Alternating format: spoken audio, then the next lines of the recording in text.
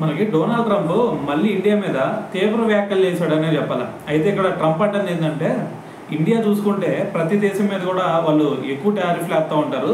మరి నాకేమో వీళ్ళు జీరో టారిఫ్ని అయితే ఆఫర్ చేయడం జరిగింది.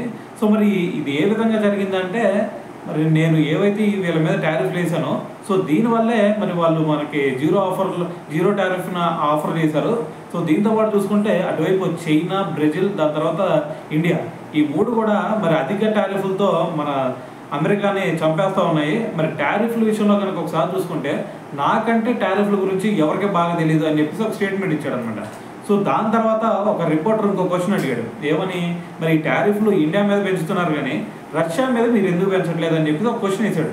అయితే దానికి ఏం ఆన్సర్ ఇచ్చాడు తెలుసా, మరి ఇండియా మీద టారిఫ్లు పెంచాను, రష్యా మీద పెంచలేదు అంటున్నారు కదా. ఇప్పుడు ఇండియా మీద నేను టారిఫ్లు వేయటం వల్ల దాదాపు రష్యాకి కొన్ని లక్షల కోట్లు లాస్ అయ్యారు వాళ్ళు అని చెప్పేసి మరి ఒక స్టేట్మెంట్ అయితే ఇవ్వడం జరిగిందనమాట.